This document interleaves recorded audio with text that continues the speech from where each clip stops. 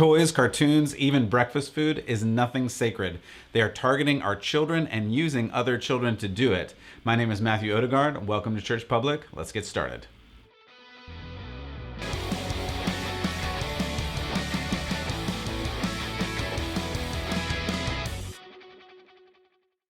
Welcome back to Church Public. My name is Matthew Odegaard. Thank you for joining us here today. There is a lot going on in and around the culture, and one of the things that I've noticed, even in the last couple of weeks, though it's been going on much longer than that, is the specific and intentional targeting of our children. We're going to talk about that in just a moment, but one of the goals that we have here is to create compelling content to help you to follow Jesus and engage in the public square. That's the goal of Church Public. That's why I started it, and I want to help you continue to do that. If you haven't already, you can check out the rest of our catalog at churchpublic.com. You can also sign up on iTunes and Spotify and Google and all of the different places. If you are watching this on video, thank you so much. If you're just listening on audio, you may want to head over to churchpublic.com or to YouTube and search Church Public as one word. Some of the things, especially today, you may want to see for yourself. Don't even take my word for it, but you'll want to see these videos that I didn't make, that I'm just showing you so that you understand what is really going on in this culture. I think it's important for us to understand this culture, just like Paul did in Athens, so that we can speak into this culture and really know what we are all about as believers. Again, you don't have to take any of my word for it. I'm getting all of my answers, all of my resources really from this Bible, but I'm looking at the culture and figuring out what the culture is trying to tell me, which a lot of places is in opposition to the Bible. So we're talking today about Lego. We're talking about Blue's Clues. We're talking about Kellogg's cereal. Yep, cereal. And we're just talking about a bunch of different things that are intentionally being used to target your children and help teach them the world's values, not the morality that you grew up with, not the morality that comes from the Bible or from God or Jesus himself. No, the morality that the world would like you to believe. And in a lot of places, it is antithetical. It is the opposite of what the morality of God would have us do. And by morality, I just mean the character, the virtues, the actions that you should do in opposition to what this world really wants you to do. And it's kind of crazy. It is a really weird situation that we find ourselves in, where we have been distanced so far from the morality of Judeo-Christian values that we have held onto for a couple of thousand years now. Now we're in this new, I'm not going to throw a lot of words, there's enlightenment, there's a bunch of different things that came up. We'll go into that on a different episode, but suffice to say, we got here through some strange philosophy, and by and large, a lot of the culture is accepting that this is just the way it's always been. The reality is this is not the way it's always been. A lot of these things are brand new, even going back to like Greek and Roman civilization, which was part of my undergraduate and graduate degrees. Even in those civilizations where there were very strange and terrible practices, while in some cases they were mainstream, they were never looked on as valuable in terms of growing a society. They were things that were practiced, and everybody knew they weren't necessarily helping society. They were just how things happened. We're in a similar phase where there's a lot going on in society that is not helping society, and it's not helping us grow as a culture. In fact, it's moving us from a rational, reasoned morality based on biblical principles to our base desire, and I point from head to heart, our base desire of do what you want to do no matter what anybody else thinks, just feel good and just do whatever you want. As we've pointed out on other episodes, this doesn't end well because eventually there's other people in the world and they might not love the thing that you're doing, rather than basing your morality on something that is both loving and honoring God and loving and honoring one another, which of course doesn't come from me. Again, that comes from someone much smarter than me, and that would be Jesus. So we are going to look first at Kellogg's the cereal. So Kellogg's the cereal, they came out with this new box of cereal here. If you are watching on video, I'll go ahead and show it to you here. Boxes are for cereal, not for people. That is their tagline. Continues on, no matter who you are, who you love, or what pronouns you use, you are too awesome to fit into a box. You're too awesome to fit into a box, right? Um, sorry, it's sad. I chuckled a little because the philosophy behind this is so vacuous, like it's so empty that it's hard to hold on to this as reality. But this is reality. This is what is being taught to kids. As your kids walk down the cereal aisle and they see what they have, I mean, it's bright colored, it's exciting, it's got all the little animated characters and things. So what kid wouldn't want to eat this? But there's a much deeper thing going on here, obviously, and that is that this is about your identity. It's about where you get your identity. Again, do you get your identity from cereal or your own desire, or do you get your identity from something bigger? And that's a problem, and we have to continue to keep an eye on some of these things and what is going on in the culture. In addition, in the past, Disney has Rainbow Disney collection of toys. Nabisco has Rainbow Oreos that they produced, and of course Lego. This one probably makes me the saddest of all because I'm a Lego fan. I've had Lego toys for almost my whole life. I mean, at least since the time that I wouldn't like put them in my mouth and eat them and try to kill myself eating Legos. But I mean, I've had Legos my whole life. I've had castles and space stations and spaceships and pirate ships and cityscapes and on and on and on. And I introduced my kids to Lego, and all my boys are avid Lego fans. We even went into the Lego store just a few days ago because Legos are awesome and they're so creative and they help you build and they help your brain grow. Like I was and am a big Lego fan, but I am sad and confused that just like many other corporations, as we've talked about, even cereal boxes and things like that, they've gone into the changing ideology for children. So they've unveiled this Everyone is Awesome assortment, complete with the LGBTQ plus set with rainbow colors, inspired, they say, by the, quote, classic rainbow flag, an enduring symbol of solidarity for the LGBTQ community. I'll go ahead and put up this set on the screen. So this is the rainbow set. You can see all of the different colors of the rainbow. Again, very intentional that they added all of these colors in. Quote, this is Joe Nellist from the UK's LGBT Foundation, speaking to CNN, said, quote, having LGBT inclusive toys creates a space for families to let LGBT children know they are loved and accepted.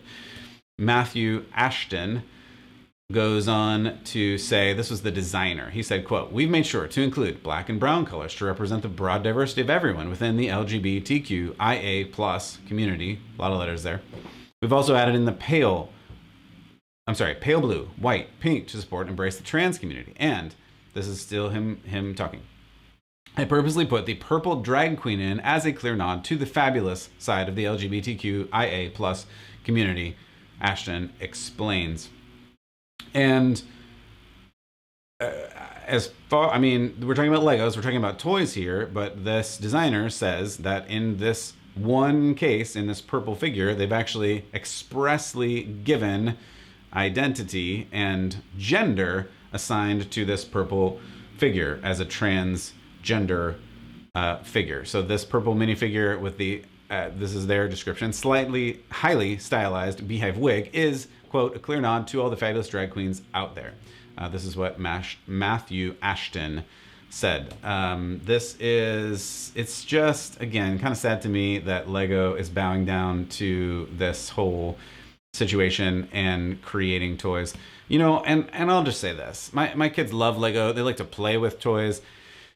Never ever have they looked at a Lego toy and said, now that I have this Lego toy, I feel accepted and loved. If having a Lego toy that looks like you is your measure of love and acceptance, I think there's something deeper going on. I don't think a toy is going to fix that.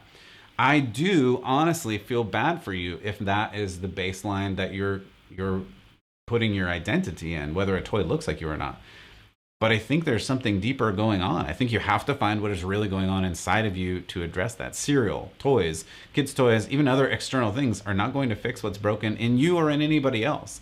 That's not how the human heart works. And in fact, there is a book that talks about how the human heart works and what is actually going on inside of you. But Lego is not the only company that is aiming specifically at kids. And I just, it makes me sad. This is just one of those things that we have to watch our kids and be protective of our kids, because they are being targeted and there are things that are aimed specifically at them. So this is a cartoon. This next part is a cartoon. It's been around forever. I think I not exactly when I was a kid, but then again, I'm old now. So it's been around for a long time, at least when my kids were kids, and much before that. This has been around for a long time, somewhere in the 90s. This is called Blue's Clues. And Blue's Clues recently released this Pride Parade clip. I'm just going to play you a little bit of this. It goes on for 3 and some minutes. I am not going to play the whole thing, but I will give you a little taste of it. Again, if you are listening on audio, you may want to switch over to video just to see this, or look up this clip yourself. Don't say I didn't warn you, but it goes on for a while, and let's just hear a little bit of it, then we'll talk about it. Hey, Blue, look at all these families. Hi, families! It's time for a pride parade. Families marching one by one, hurrah, hurrah. Families marching one by one, hurrah, hurrah. This family has 2 mommies. They love each other so proudly, and they all go marching in the big parade. Families marching. Okay, that's all I can handle for right now. My point is this, and it goes on and on and on, actually, and it goes through, let me take a look here. It goes through 2 mommies, 2 daddies, trans family, non-binary, choose your own family, ace, bi, and pan, kings and queens, allies to the queer community, and on and on. So it, again, uses many, I guess I can't say all of the letters of the LGBTQ plus, because more letters are being added every day. So it's hard to keep up with all the letters, but it uses a lot of the letters of the LGBTQ plus, and definitely goes into the plus. This is not about tolerance. We used to be told this is about tolerance. We used to be told this is about acceptance. This is not about tolerance or acceptance or equity or equality or whatever other word that is added to this.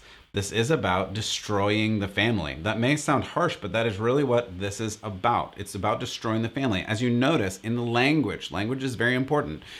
It's so important that this is the reason these terms keep getting redefined. We talked about that when we talked about abortion the other day, and pro-life and pro-choice and women's health and all these other things.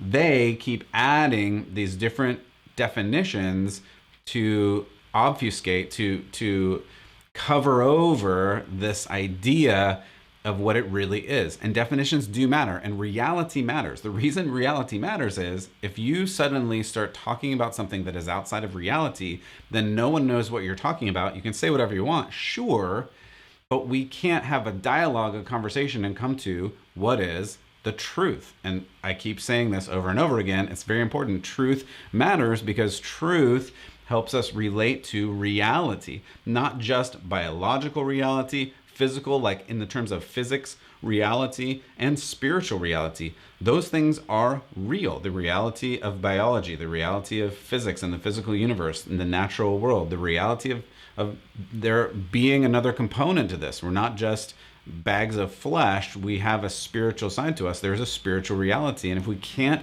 talk about the truth of those realities, then we really can't talk. And that's actually what I think this culture wants. They don't want you to talk about the realities. That's why if you say the thing they don't like, you're kicked off of all the socials and things.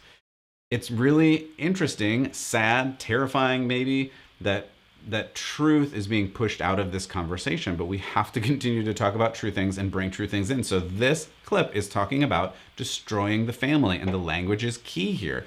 It's not about acceptance. This is about family. The point of this song, as you heard, and if on video you saw, the point of the song is this is family. This is the definition of family. They're not talking about marriage, they're not talking about relationships, they're talking about family. What is a family? You get to have 2 mommies, 2 daddies, trans, non-binary. You get to choose your own family. That's one of the lines in this song. All these other words that they've created to describe certain things. Pan is even one of them.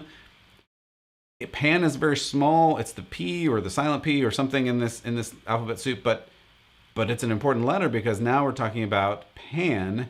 That's whatever gender, sexuality you want. Again, choose your own adventure, but that's a problem when you're talking about defining reality.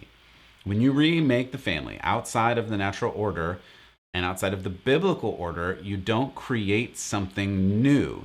There is no creation of a new family here. This is the destruction of the nuclear family. What we have known for almost all of time, especially if you're talking biblical time, but regardless of biblical time, like the nuclear family, man, woman, and child, has been the definition of family for all of humanity. It just has, because that is what produces, naturally, a family. You have a man and a woman, and they, the birds and the bees, like we won't go into the details of how this works right here, but man and a woman get together, and then it's the stork, and 9 months later, and they have a baby, and they propagate the human race. Like that is what happened for all of human history, and that is the nature of family. So when you start to change the nature of the family, you actually destroy the idea of a family.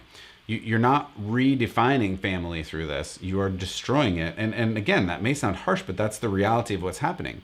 Within the context of marriage, the family thrives. They pass down morality and ritual and virtue and value, and that holds up the very nature of society, the very fabric of society. This is how it's worked for all of time, and to eliminate that removes it from reality. And again, then what we're talking about is not reality, and that's a problem, because it doesn't help us talk about what's real. When you change this definition, you don't create something new. You've destroyed it biologically, not to mention spiritually. And of course, everybody knows this. That's why this throuple that I talked about a few weeks ago, where there's 3 dads, had so much trouble having a child. Obviously, biologically, they can't have a child because there's 3 dads. So they had to work through this huge, long adoption thing, and then have extended court cases to even work out how to legally adopt a child with 3 dads, because you've gone past the reality of what a family is. That's why the court case in New York right now, where there's a parent who wants to marry their child, that destroys the family. And you can see this in the rising trend of polygamy and polyamory. I know you're saying you're just talking about some weird cultish things off in the corners of America. I'm not talking about that. That may have been the case at one point in time, but these trends are growing, because once you have taken away the actual definition of family, then any definition goes. And it's the thing that they talk about in The Incredibles. Like, once everybody's super, nobody's super. It's the same thing. Once everybody's a family, then no one is a family. When you redefine this family to mean literally anything, like, go and listen to the rest of the song. I couldn't stand playing the whole song for you, but go and listen to the rest of the song. They defined it as literally everything. One of them was choose your own family. Like, I'm not making this up. That was the words in the song, were some families choose their family. So what does a family mean? Nothing. You've chosen your own family. And that's, you get to this polygamy, polyamory. Polygamy is, usually a man having multiple wives. You've probably heard of that in weird cults and things. That's generally where it comes out. But it's beyond that now. People are doing this outside of cults and things. Polyamory, you may or may not have heard of, but that's where they think that even the polygamy is too tight of a restriction for them, because that says that you have some kind of commitment, even if there are multiple people and whatever, you have got this commitment for a long time. Polyamory is, I want to have lots of people, but I don't want any commitment. And again, this is not fringe. These things are happening all over America and even beyond, because when you redefine family, you don't redefine it, you destroy it. And so now the word family literally doesn't mean anything, and there are people who are trying to push this boundary of anything as far as you want to go, because there is no end to this. And even within this LGBTQ plus community, there are fights beginning with themselves, because some of the letters can't stand and disagree with other of the letters, because you can't include everybody. When you've opened this definition to include everything, you've just destroyed it. There is no definition that can cover everything, because some things are by nature, by reality, mutually exclusive. And it's just a weird thing to watch. But the malevolent thing that I wanted to point out today is these companies, these cartoons, these animators, these cereal companies, Disney, all these other companies are targeting your children. And they're targeting children who don't understand. As parents, we are supposed to guard our children from all kinds of ideas, but especially sexual ideas, until they are mature enough to understand and process these ideas. That's supposed to be our role as parents. Instead, what these companies are doing is using children to convey these ideas, specifically intentionally sexual ideas, to other children. I'm going to show you another Blue's Clues clip that expresses this. This is a little girl explaining gender ideology to other children. It's an email from our friend. Hi, Hello! Happy Pride Month! Pride Month celebrates that everyone should be equal, no matter who they love. We celebrate Pride Month because people in the LGBTQ+ community who used to be treated unfairly, now they can be themselves openly and proudly. Look, I made a pride decoration. These flags represent different parts of the LGBTQ+ community. This rainbow flag is called the Gay Pride Flag. Wow! This flag is called the Non-Binary Pride Flag. This flag is called the Lesbian Flag. And this flag is called the Transgender Pride Flag. There's so many more flags. Lots of different communities celebrate Pride Month. Bye, Josh. Bye, Blue. Okay, so that's a little girl explaining to presumably other children who are watching this show, this cartoon aimed at children, talking about different sexual ideologies that you choose or you're born into, depending on which day it is and which ideology we're talking about, because they're both. I don't want to misquote. There sometimes you choose it, sometimes you can't choose it, and you're born into it. It depends on who you're talking to and which, I'm going to say loosely, philosopher is espousing these views. Again, this is not me talking. I'm just trying to illustrate for you that these things are going on in culture. This is happening. You need to know that this is happening, and you need to know that if your children are watching these cartoons, if your children are going to schools, they are being taught these things. So, in speaking of schools, there is a school in New York that's in trouble called the Dalton School, because the director of, this is their title, Health and Wellness, showed 6-year-olds a cartoon informing the children to touch themselves, quote, because it feels good. This is not my quote. This is what the cartoon says. I decided not to show you this cartoon because it's too gross. You can go and find it on YouTube and other platforms. I'm not going to show it to you, but they showed this cartoon to children in this school. The parents didn't know, and some of the parents are livid. Some aren't. Some think that's what you're supposed to teach kids. You're supposed to teach them about sexuality, sexual preference, and pleasing yourself at a young age. I don't think that's what kids should learn. I'll just come out frank with my opinion on that. You probably already know that I'm a little bit biased towards biblical principles, but this culture wants your children to be slaves to their desires. This culture tricks you into this by saying, if you pursue your desires, you will be free. But the opposite is actually true. And we know this. We know this when we think about it, but this world and the ruler of it, the devil, wants to trick you and your children into thinking you can be free if you follow your heart. Great example of this is an alcoholic. This alcoholic person pursued their desire of alcohol to the end, where instead of being freed by their desire for alcohol or the pleasure that it gave them, they are enslaved to it. Ask any alcoholic who has gone through it and is in a program and figured out that they're an alcoholic. They know that they were enslaved to it, because any desire can lead to addiction if it's not moderated. Hear that. Any desire can lead to addiction if it is not moderated. Any desire, drugs, porn, food, drink, and of course, sex. And this is the new cultural drug of choice, sex. They want you and your children to be sexually free to do whatever they want to do, to whomever they want to do it to, whenever they want. This is Pride Month. After all, you should be proud of your desires. Love who you love, right?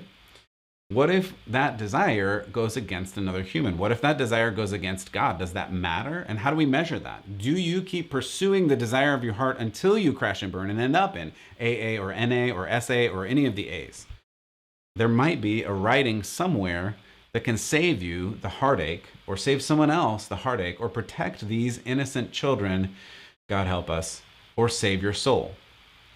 Obviously, I'm talking a little bit facetiously, but there is a better way. There's a better way that God wants to help us avoid all of this ridiculousness. He wants to help you avoid this. He wants to help you teach your kids how to avoid this.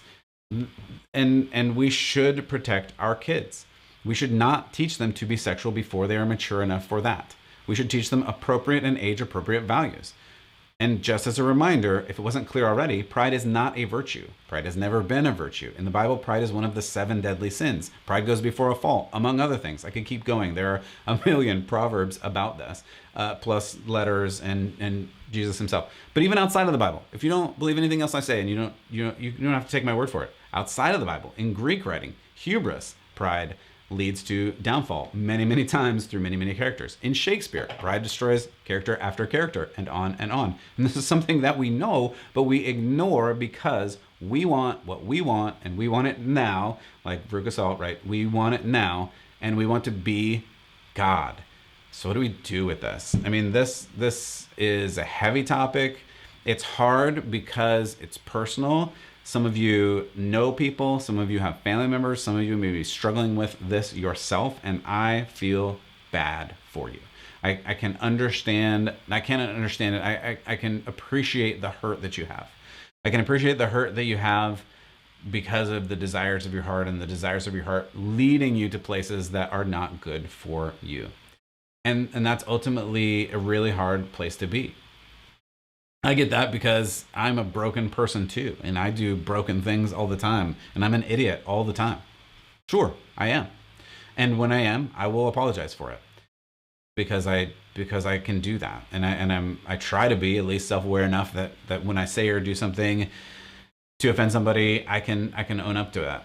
But at the same time, we have to be true, and we have to say true things. We have to do true things. And if you are a parent, first of all, what do we do with this? If you're a parent, you need to protect your children. You need to know what they're watching. You need to know what they're looking at online. You need to know who their friends are. And if this sounds exhausting, good. Parenting is hard. No one ever said parenting was easy.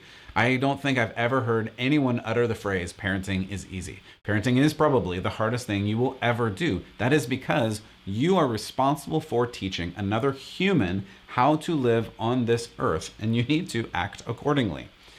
Secondly, you need to know what you believe. If you don't agree with me, fine. You don't have to agree with me. If you don't agree with God, that's not as fine. You don't have to take any of my word for this. Read the Bible. Listen to God's words on this in the Old Testament and the New Testament, and Paul and Peter and Jesus, God himself. None of this is hidden knowledge. This is all knowable, and the Bible is available at your fingertips through any device 24/7. Your excuse of not knowing this is honestly not a great excuse. Now, if you choose not to believe this, if you choose to make up your own religion because that feels better to you and it feels like you're being accepting to the culture and going along with the culture, and it's easier to do that, that's your prerogative. That's your right. You can do whatever you want to do. But it's not Christianity. That's not the way of Christ. It's actually pretty simple to listen to Jesus and the words of Jesus and know what to do. That's simple. It's simple to read the words of Jesus and know what to do. It's simple to read the words of this Bible and hear what Paul says about it and know what to do. It's not rocket science. It really is pretty simple. Now, doing what Jesus says is considerably harder. Actually, following Jesus, following God's teaching through Paul is really hard. It can lose friends. It can lose family. You can be fired, especially these days. Following Jesus can get you kicked off social media with some of the posts that you do, and on and on.